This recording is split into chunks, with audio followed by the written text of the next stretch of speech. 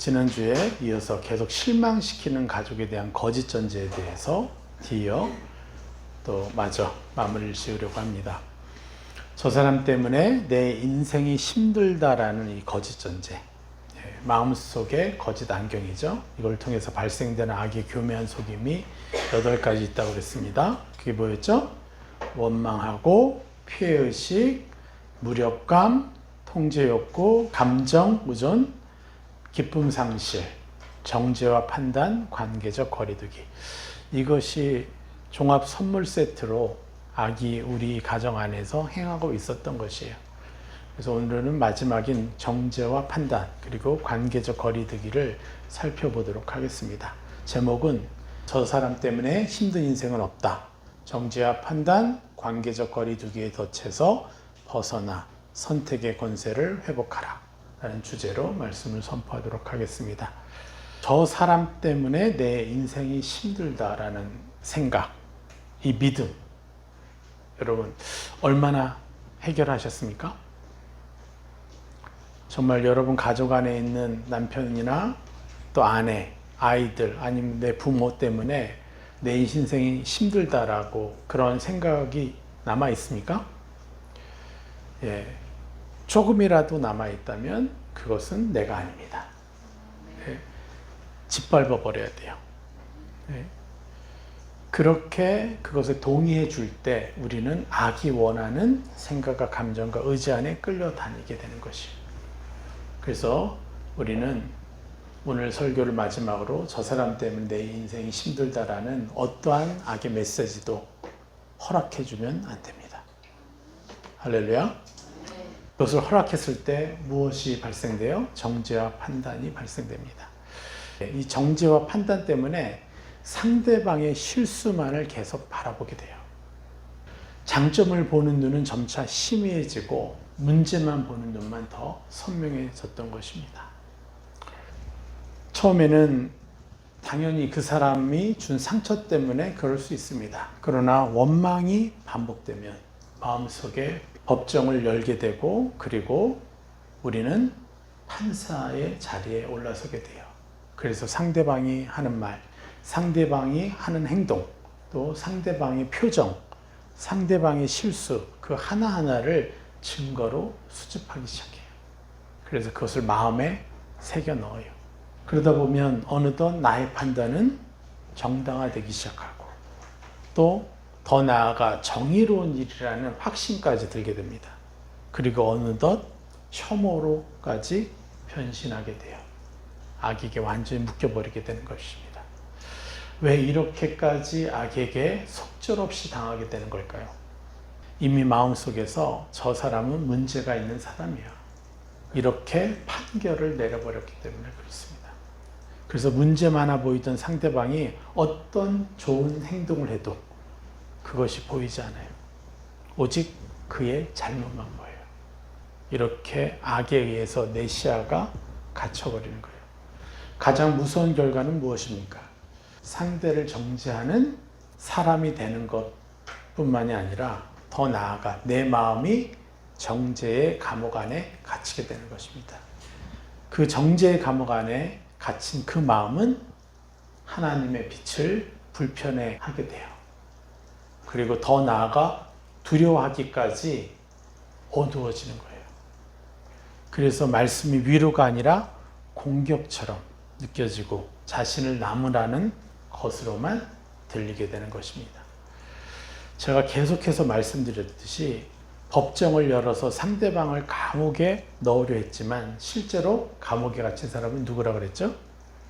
우리 자신이라 그랬어요. 그리고 우리가 그렇게 감옥 안에 넣으려고 했던 그 사람은요, 실제로 감옥 안에 있지 않죠. 자기가 무슨 죄를 지었는지도 몰라요. 그 시간에 우리가 그를 축복해서 새 사람을 입힐 때 그가 비로소 양심이 반응해서 내가 잘못하고 있구나를 깨닫는 것이지, 우리가 계속 판단하고 정죄하면 그 사람은 자기 자신의 죄를 인식조차 하지 못해요. 인식을 하더라도 큰 문제로 여기질 않는다는 것이죠. 이것을 우리가 명확히 이해해야 돼요. 그래서 정죄는 상대방을 괴롭히는 무기가 아니라 자신을 묶어버리는 쇠사슬이 되어버린 것입니다. 일상에서 하나님 앞으로 나아갈 힘이 쇠사슬에 묶여서 그 힘이 발휘되지 못하고 있는 것이에요. 누가복음 6장 37절 말씀 볼까요? 비판하지 말라. 그리하면 너희가 비판을 받지 않을 것이요. 정죄하지 말라. 그리하면 너희가 정죄를 받지 않을 것이요. 용서하라. 그리하면 너희가 용서를 받을 것이요. 아멘. 왜 우리가 악으로부터 비판을 받을 때 속절없이 당하죠? 여러분이 죄를 지었다라고 느꼈을 때 여러분은 뭘 느껴야 돼요? 뭐라고 반응해야 돼요? 할렐루야, 감사합니다로 반응해야 되는데 왜 속절없이 당하죠? 내가 죄가 10개가 더 생기건 100개가 더 생기건 10,000개가 더 생기건 그게 하나님 앞에 무슨 의미겠어요? 그냥 보혈 한 방울이면 거룩하게 만들어 주시는데, 근데 악은 우리에게 죄 지은 것을 깨닫게 하고 나서 바로 정죄감을 줘요. 그럼 우리는 그 정죄 안에 갇혀서 내 자신을 학대하면서 그렇게 시간을 보내다가 결국 내 자신도 축복 못 해주고 저 상대방도 새 사람을 입혀주지 못하고 내 존귀한 시간이 그냥 사그러져 가는 거잖아요. 그런데 악이 나의 죄를 깨우쳐주고 정죄감의 화전을 그 다음에 연달아 쏠 때 우리는 할렐루야 감사하면서 그걸 통해서 내가 여태까지 당했으니 죄를 깨달았으니 이제 내가 새 사람만 입으면 더 나은 삶을 살아갈 수 있겠구나. 이렇게 자동적으로 연결되는 거 아닙니까? 그래서 우리가 잘못했을 때는 어떻게 된다고요? 할렐루야 감사합니다로 정죄의 화전을 거절해야 되는 것이에요. 할렐루야. 그런데도 우리가 속절없이 비판을 받을 때 당했던 이유는, 그리고 악이 나를 비판하고 쏘아대는 화전에 쉽게 당했던 원인은 우리의 비판을 멈추지 못했기 때문에 그래요. 속절없이 당했던 이유가 뭐라고요? 우리가 남을 비판하고 판단하는 것에서 내어준 것이 있기 때문에 속절없이 당하는 것입니다. 이것들을 명확히 하십시오. 그래서 판단은 내가 재판관의 자리에 앉는 것입니다. 우리는 하나님 앞에 겸손해야 돼요. 내가 결코 어떠한 상황에서도 재판관의 자리에 서 있는 자가 아니라 성령과 함께 성령이 제시해주는 그 자리로 가야 돼요. 우리 말씀 볼까요?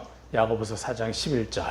형제들아 서로 비방하지 말라. 형제를 비방하는 자나 형제를 판단하는 자는 곧 율법을 비방하고 율법을 판단하는 것이라. 내가 만일 율법을 판단하면 율법이 준행자가 아니요 재판관이로다. 입법자와 재판관은 오직 한 분이시니 너는 누구이기에 이웃을 판단하느냐. 오직 재판관은 오직 한 분 하나님이신데 너는 누구이기에 이웃을 판단하느냐. 너는 누구이기에 너가 재판관 자리에 앉아있느냐. 이렇게 말씀하십니다. 율법에 대한 명확한 정의를 마음에 새기시기를 축복합니다. 여러분, 율법은요 하나님의 법이고 하나님의 기준이고 하나님의 통치 원리고 하나님께서 정하신 질서예요. 공교롭게도 제가 선교했었던 곳에 그 민족의 언어가 율법, 헬라어로 노모스인데 제가 사역했던 곳에서의 단어가 겹치는 게 있어요. 그것도 노모스예요. 그건 부끄러움이라는 걸 뜻해요. 하나님의 관역, 하나님의 율법대로 살지 못할 때 우리는 부끄러움이 찾아오는 거예요. 참 신기하죠? 그런데 얼마나 감사합니까? 하나님이 자신의 보혈로 우리의 죄를 깨끗이 씻겼기 때문에, 씻겨주셨기 때문에 우리가 죄를 지어도 부끄러워할 필요가 없는 거예요. 그 누가 나의 죄를 들이댈지라도 하나님이 내 앞에 딱 서서 얘 내 아들인데? 내 핏값으로 산 존귀한 존재인데? 그러면 누가 하나님 앞에서 막말을 할 수 있겠어요? 우리에 대해서. 악한 자라고 얘기할 수 있겠어요? 그럴 수 없죠. 여러분을 믿지 마시고 우리를 완전하게 거룩한 자로 세우신 하나님 아버지를 신뢰하십시오. 네. 여기서 11절에 그 행위를 하는 것의 실질적 의미가 뭡니까? 11절 다시 한번 읽어볼까요? 형제들아 서로 비방하지 말라. 형제를 비방하는 자나 형제를 판단하는 자는 곧 율법을 비방하고 율법을 판단하는 것이라. 내가 만일 율법을 판단하면 율법이 준행자가 아니요 재판관이로다. 자, 율법은 도구예요. 우리로 죄를 짓지 않고 더 멋진 삶을 살라고 도와주시는 거예요. 근데 그 율법이 주인이 돼버린다는 얘기를 하는 거예요. 율법은 내가 잘 살고 있나? 내가 어떻게 살아야 되는가를 도와주는 비서일 뿐인데 자꾸 비서가 우리의 주인이 되게 만든 거예요. 율법은 준행자가 아닙니다. 이것은 뭐냐?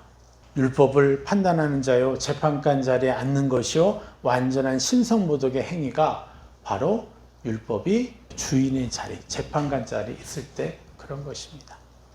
그래서 예수님은요 그 자리에서 우리를 내려오라고 말씀하신 거예요. 이 율법에는 또 뭐가 있어요? 여러분의 가치관이 있어요. 여러분의 가치관이 뭐예요? 이걸 하면 되고 이걸 안 하면 안 돼. 여러분이 가지고 있는 자라왔던 환경 속에서 여러분이 가진 하나의 기준이에요. 그런데 그 기준을 벗어나는 사람을 우리는 어떻게 왔어요? 합법적으로 판단해 왔어요. 또 애니어그램의 각 유형별로 그 기준이 또 다른데 그것을 만족하지 못하는 사람을 마치 공의롭게 판단해 버렸던 거예요. 여러분 분명히 아십시오. 여러분이 가진 그 기준 이것도 그냥 율법이 돼야 되지 주인, 재판관이 되어서는 안 된다는 거예요. 이것을 우리가 당했기 때문에 관계의 회복이 일어나지 않는 것입니다. 왜냐? 우리가 예수님의 자리에 앉아있기 때문에 그래요. 이거를 기억하십시오. 사랑하는 주영상 성도 여러분, 여러분의 마음속 법정을 하나님께 드리십시오. 우리는 하루에도 몇 번이나 마음속에 법정을 세우는지 알지 못합니다. 우리가 영적 레이더를 통해서 적게 했을 때 하루에 수십 번의 법정을 세운 적이 있음을 알게 됐습니다. 예. 그리고 악에게 묶여있는 사람일수록 더 많아요. 막 수백 개씩 법정을 세워가지고 판단해요. 우리는 재판장이 아니라 누가 돼야 돼요? 어떤 존재가 돼야 돼요? 변호사가 돼야 돼요. 성령과 함께 변호사가 되는 피조물의 최고의 영광을 취하시기를 축복합니다. 성령의 대표적인 이름 가운데 하나가 바로 보혜사죠. 파라클레이토스. 이 뜻은 직역하면 곁으로 불려온 사람이라는 뜻이에요. 고대 헬라어에서는 당시 법정용어로 쓰인 거예요. 바로 변호사라고. 그리고 옹호자라고. 그리고 조력자라고. 그래서 성령이 생각하게 하고 성령께서 선택하시도록 도와야 돼요.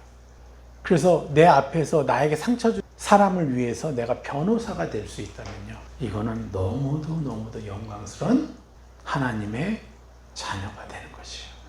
할렐루야. 어느 날 제 아내가 저한테 실수를 했어요. 근데 무슨 화전을 받아서 실수를 했겠죠? 근데 그것에 대해서 제가 그냥 참아줬어요. 기분은 나빴지만. 근데 그것을 가지고 성령님께 올려드리니 어떻게 돼요? 내가 변호사로서 내 아내에게 새 사람을 입혀줄 수가 있게 됐어요. 이런 것입니다. 내 자녀들이 때로는 나를 화나게 만들어요. 그것을 표현하지 않고 하나님께 가지고 올라갔을 때 변호사가 또 되는 거예요. 그럼 뭘 해요? 새 사람을 입혀줄 수가 있는 거죠. 우리 가족 안에서의 모든 구성원들이 바로 내가 당신을 위한 변호사로 살겠습니다. 이것일 때 천국 가정으로 변화되는 것입니다. 예, 특별한 게 아닙니다. 또 나의 원수된 사람이 있습니까? 그 원수된 사람을 위해서도 여러분 변호사로서 일해 보십시오. 정말 천국의 찬란한 선물들이 우리에게 내려오게 되어 있습니다. 할렐루야. 그런 사람만이 세상을 정복하고 다스릴 수가 있습니다. 하나님은 우리에게 이 위대한 신분을 주신 분이십니다. 모세는 왜 하나님께 벗처럼 대우받는 위대한 선지자가 될 수 있었습니까? 모세는 단순히 율법을 받은 사람이 아니라 죄 지은 백성을 위해 하나님 앞에 서서 중보하고 변호한 사람이었기 때문에 그래요. 출애굽기 33장 11절 같이 읽어볼까요? 사람이 자기의 친구와 이야기함 같이 여호와께서는 모세와 대면하여 말씀하시며. 이랬기 때문에 자기의 친구와 이야기함 같이 여호와께서 모세와 얘기했다고 합니다. 우리도요, 더 잘할 수 있어요. 그래서 여러분이 얼마나 존귀한 존재인지를 인정해 주셔야 돼요. 자, 정죄와 판단에 대한 우리가 입어야 될 복음적 전제, 즉 세 사람의 전제는 무엇입니까? 바로 이것입니다. 나는 재판관이 아니다. 나는 율법에 충실한 준행자일 뿐이다. 할렐루야. 상속자는 상대방의 문제를 확대하지 않습니다. 하나님께서 보시는 가능성을 선택합니다. 바로 우리가 그런 것이죠. 상대방의 문제를 악이 쏘아대는 화전을 통해서 막 확대시키는 게 아니라 멈추고, 할렐루야 감사합니다. 성령께 가져가서 성령께서 보시는 그 가능성으로 세 사람을 입혀주는 거예요. 그게 우리의 선택이에요. 그리고 정죄 대신에 축복을 선택합니다. 그리고 판단 대신에 세 사람의 형상을 더 계속해서 입혀주는 것이죠. 그래서 예수님은 판단하지 말라, 정죄하지 말라, 용서하라고 말씀하신 거예요. 여러분이 왜 고통스러운 시간을 가져요?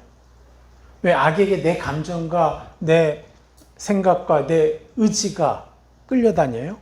우리 뭐 서부 영화 보면 그렇잖아요. 악당이 뭐 선한 사람들 손 묶어가지고 말에 묶어서 막 끌고 다니잖아요. 사실은요, 우리 24시간 중에 상당한 시간을 그렇게 끌려다니는 거예요, 악에게. 고통이죠. 그런데 왜 그래요? 그것은 딱 하나밖에 없어요. 내가 남을 판단하고 남을 정죄하고 용서하지 않고 있기 때문에 그래요. 그래서 그것을 해결하는 방법은 하나님, 제가 누구를 판단하고 있죠? 누구를 판단했죠? 누구를 정죄했죠? 누구를 아직 용서하지 못하죠? 그래서 남들에 대해서 쫙 살펴봐요. 그러고도 이제 안 나타나요? 여러분들이 상당히 수준이 올라갔으니까? 그건 여러분 자신을 판단하고 있는 것 때문에요.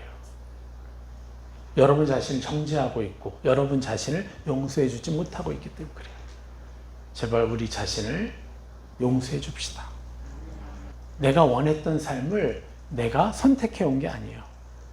하나님의 주권 아래 있기 때문에 그것조차도 하나님이 용납해 주신다는 거예요. 여러분 자신을 사랑하십시오. 여러분 자신을 위해서 변호사가 되십시오. 성령은 늘 준비되어 있어요. 나를 안아줄 그 마음이 준비되어 있어요. 예수님은 결코 우리에게 무거운 율법을 씌우려고 율법을 주신 게 아니에요. 우리를 시험하고 성적표에 적으려고 율법을 주신 게 아니에요. 우리를 악의 온갖 괴계로부터 해방시켜 주시기 위해서 이 계명들을 주신 거예요. 우리를 신의 성품에 참여하는 영광스러운 삶을 선물해 주시기 위해서 주신 겁니다. 베드로서 1장 3절 4절. 그의 신기한 능력으로 생명과 경건에 속한 모든 것을 우리에게 주셨으니 이는 자기의 영광과 덕으로서 우리를 부르신 이를 알므로 말미암음이라. 이로써 그 보배롭고 지극히 큰 약속을 우리에게 주사 이 약속으로 말미암아 너희가 정욕 때문에 세상에서 썩어질 것을 피하여 하나님의 성품에 참여하는 자가 되게 하려 하셨느니라. 할렐루야. 이것이 참으로 놀라운 거예요. 그의 신기한 능력으로 생명과 경건에 속한 모든 것을 우리에게 주셨는데 이는 자기의 영광, 하나님의 영광과 덕으로서 우리를 부르신 이를 알므로 말미암으리라. 하나님의 영광, 하나님의 덕을 최고로 누릴 수 있도록 우리를 불러주셨다는 거예요. 이로써 보배롭고 지극히 큰 약속을 우리에게 주셨다는 거예요. 그게 바로 하나님의 성품에 참여하는 자. 보배롭고 지극히 큰 약속. 우리 교회가 최고의 교회가 되는 것, 최고의 영광스러운 교회가 되는 비결은 바로 그거예요. 하나님의 성품에 참여하는 교회. 사단이 원하는 법정을 하루에 수십 개씩 세워가는 1000명의 성도보다 하루에 한 명이라도 세 사람을 입혀서 변호사 역할을 하는 성도 한 명이 그 1000명의 성도보다 더 큰 거예요. 더 숫자가 많은 거라는 거예요. 여러분 이것에 확신을 가지셔야 돼요. 그래야 세상이 변해요. 법정을 세우는 1000명의 성도는요, 세상 사람들이 하나님 앞에 나오는 것을 막아버려요. 이것을 우리가 아셔야 돼요.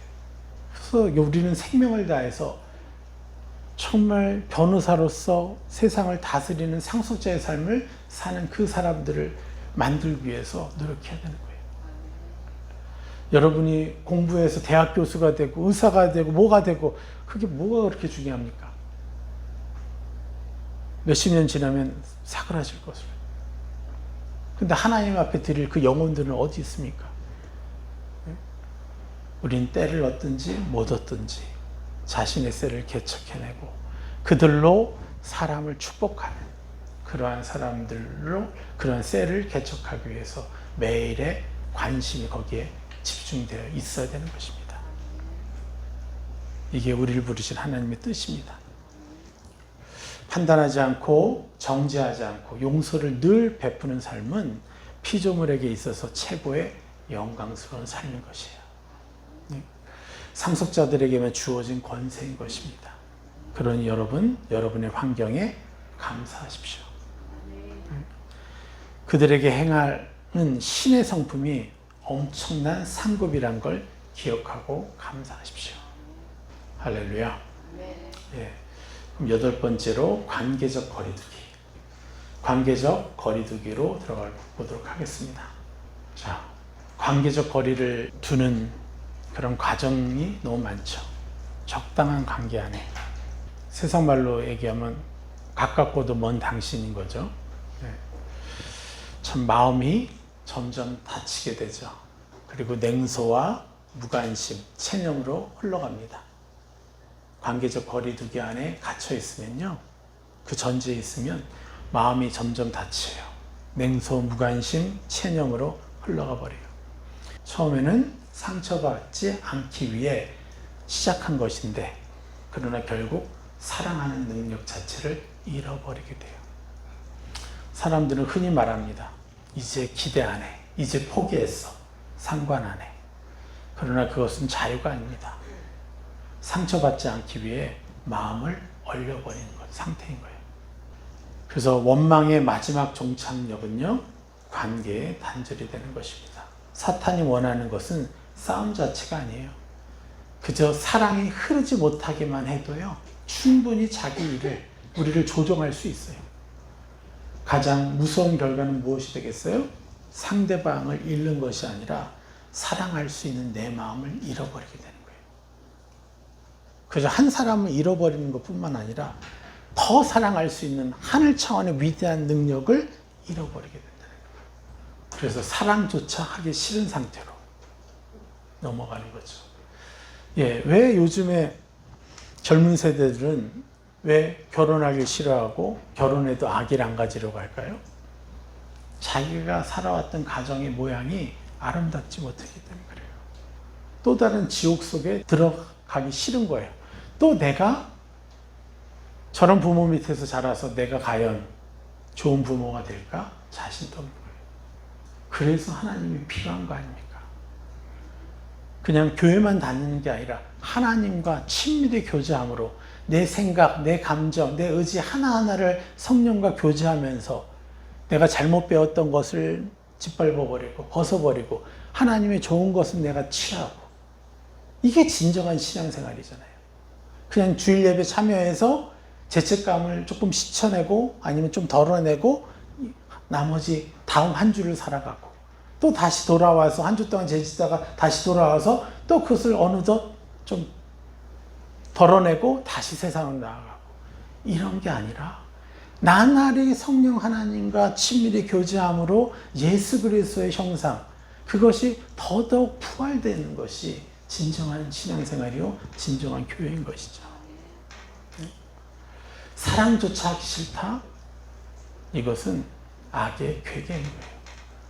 사랑하지 않으면 악의 문화는 퍼져버리는 것입니다. 그러나 하늘 차원은요, 다른 것입니다. 하늘 차원은 하나님은 상처를 받으시면서도 인간을 포기하지 않으셨다는 거예요. 탕자의 아버지는 둘째 아들도 포기하지 않으셨고요. 큰아들마저도 포기하지 않으셨습니다. 자, 다시 돌아갑니다. 이 탕자 이야기로, 큰아들 이야기로. 자, 큰아들과 탕자의 그 예화는 주인공이 결국 누구였죠?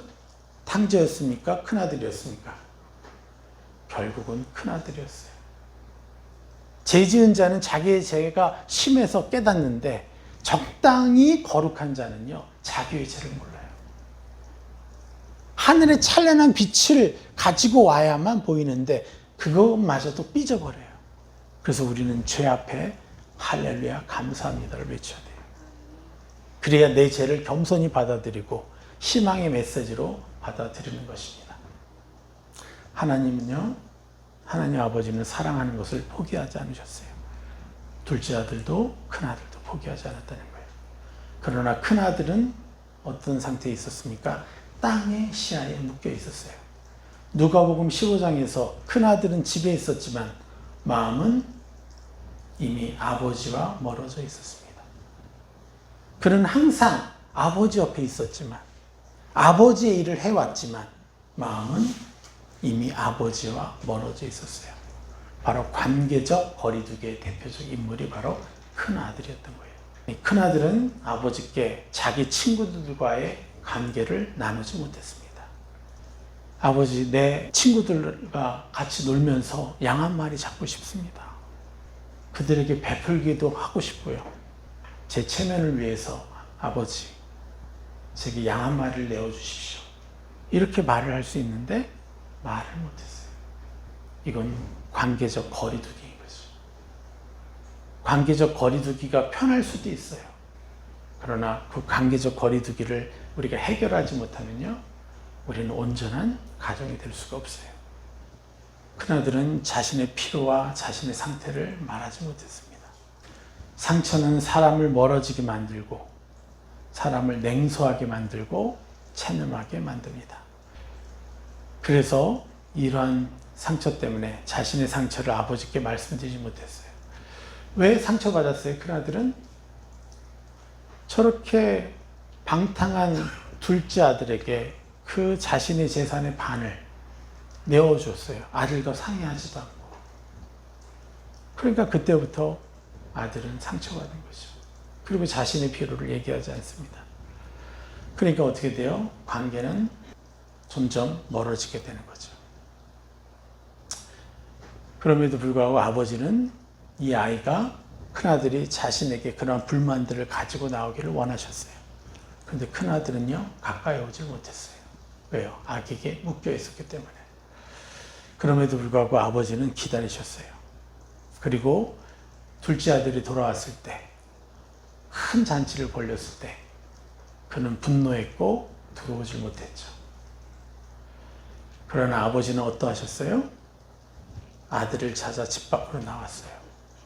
한참 헤매실 거였죠. 찾으려고. 잔치에 참여하지 않는 사람이 이렇게 문 밖에서 기다리고 있었겠어요? 아버지 못 찾는 곳으로 가 있었겠죠. 그러나 아버지는 찾아다니셨어요. 그래서 누가복음 15장 28절에 뭐라고 해요? 아버지가 나와서 권한지라.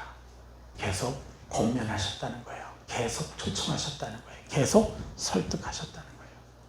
그리고 마침내 큰아들이 그 아버지의 마음을 얻을 수 있도록 도와준 것이죠. 관계적 거리두기에 대한 우리의 입어야 될 복음적 전제, 세 사람의 전제는 무엇입니까? 하나님은 결코 나를 포기하지 않으시는 하나님이다. 할렐루야. 그러므로 나도 사랑을 포기하지 않겠습니다. 상속자는 냉소를 선택하지 않고 소망을 선택합니다. 상속자는 체념을 선택하지 않고 믿음을 선택해버려요. 관계를 끊어버리는 대신에 하나님께서 주시는 사랑을 입는 것을 선택하는 것이에요. 그래서 상처보다 하나님의 사랑을 더 크게 인정하는 존재로 살아가게 되는 것입니다. 여러분이 어떤 상처를 받았어요? 최소 30배, 60배, 100배의 축복을 기대하세요. 여러분이 축복만 하면, 그들을 용서하고 그들의 변호사가 되어주기만 하면요, 1조 배 이상의 선물이 여러분을 기다리고 있는 것입니다. 기대하십시오. 결론으로 들어가겠습니다. 하나님을 기쁘시게 하기 위해서 우리는 무엇을 해야 합니까? 우리는 정죄와 판단의 죄를 벗어버려야 돼요. 다른 영혼들, 그리고 내 자신을 향한. 왜 내 자신을 불행한 자로 인정합니까? 그것은 여러분 자신의 인생을요, 무가치한 자로 인정하고 있다는 거예요. 여러분 자신을 믿음의 눈으로 보십시오. 성령께서 뭐라고 보시는지. 성령이 바라보시는 대로 여러분을 인정해야 되는데, 악이 원하는 대로 내 자신을 정죄하고 내 자신을 무가치한 자라고 계속해서 동의해 주지 않았어요? 이것은요, 정죄예요. 여러분 자신을 향한 판단이에요. 성령은요, 여러분을 참으로 찬란하고 위대한 존재라고 말씀하신 분입니다. 그것을 믿음으로 취하십시오. 그래서 완전하게 이런 정죄와 판단을 벗어버리면 우리는요, 변호사의 삶을 선택할 수 있어요. 그러면 어떻게 되겠어요? 관계를 포기하지 않는 사랑을 선택하는 상속자의 삶을 누리게 되는 것입니다. 할렐루야. 우리가 지금 무엇을 했습니까? 저 사람 때문에 내가 힘들다. 이 몇 주간 이것에 대한 거짓 전제 8가지를 살펴보았죠. 저 사람 때문에 내 인생이 힘들다. 이 거짓 전제의 결론은 무엇이에요? 내 삶의 행복과 평안의 열쇠는 상대방이 가지고 있다. 이 거짓 믿음인 것이에요. 저 사람이 바뀌어야만, 저 사람이 뭔가 변해야만 내가 행복해질 수 있다라는 것. 이거는요, 죄송하지만 너무 바보 같은 상황이에요. 왜요? 내 인생의 결정을 누가 가지고 있어요? 내가 가지고 있어야 되는데, 내 아버지, 내 엄마, 내 아들, 내 자녀가 가지고 있어요. 너무너무 안타까운 거예요. 그래서 우리는요, 복음이 절대적으로 필요한 것입니다. 복음의 전제는 전혀 다릅니다. 저 사람 때문에 내 인생이 힘들다에 대한 우리가 입어야 될 복음적 전제. 그 사람은 내 생명의 공급자는 사람이 아니라 오직 하나님이십니다. 이것이에요. 사람은 내 기쁨의 근원이 아니에요. 사람은 내 평안의 근원이 아니고, 사람은 내 행복의 근원이 아닙니다. 오직 하나님만이 생명의 근원이십니다. 그래서 상속자는 저 사람이 변하면 행복할 것이다를 선택하지 않습니다. 오직 하나님이 나의 생명이시기에 지금도 이 어려운 상황, 이 지옥과 같은 상황에서도 나는 평안을 선택할 수 있습니다. 평안을 누릴 수 있는 것입니다. 이것이 바로 큰 아들의 자리에서 벗어나 아버지의 집에 있는 진정한 상속자의 관점인 것입니다. 그래서 기대하십시오. 내가 어디만큼 세상을 정복할 것인가. 내 가정을 정복하십시오. 우리 가정을 온전히 정복할 때 우리는 진정한 하나님의 제자가 될 수 있어요. 하나님의 유업을 맡은 자가 될 수 있어요. 그래서 여러분, 천국 가정을 만들어 갑시다. 그리고 계속해서 서로를 배려하고 헌신하고 끊임없이 그들의 변호사로서 역할을 감당해 봅시다. 이러면 여러분 1년 안에요, 여러분의 셀들이 개척될 거예요. 아직 내 삶에 묶여 있으니까 하나님 나라에 별로 관심이 없는 거예요. 우리의 관심이 뭐예요? 하나님 나라의 확장이에요. 그래서 무수한 영혼들을 하나님께로 가지고 들어오는 거예요. 할렐루야. 우리가 멋진 삶을 살아가 봅시다. 기도하겠습니다. 예수 그리스도의 위대하신 희생과 사랑과 권능의 이름으로 축복합니다.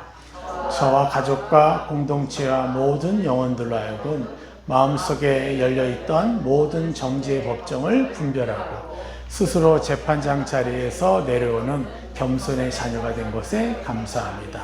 상대의 허물보다 하나님께서 심어두신 가능성을 먼저 바라보는 눈을 주신 것에 감사합니다.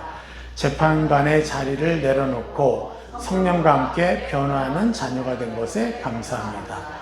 사람의 실수를 증거처럼 모으던 습관이 끊어지고 사랑의 이유를 찾는 존재가 된 것에 감사합니다. 상대를 판단하기보다 하나님의 때를 신뢰하는 믿음을 선택하는 자녀가 된 것에 감사합니다. 정죄 대신 축복의 말을 선택하는 입술을 주신 것에 감사합니다. 비판의 화정이 날아올 때마다 축복으로 맞서는 하나님의 자녀가 된 것에 감사합니다. 상처 때문에 얼어붙었던 마음이 하나님의 사랑으로 다시 따뜻해진 것에 감사합니다. 사람을 포기하지 않으시는 하나님의 마음을 닮아가는 자녀가 된 것에 감사합니다. 끝까지 사랑하고 끝까지 중보하는 상속자의 삶을 살게 하신 것에 감사합니다. 아멘.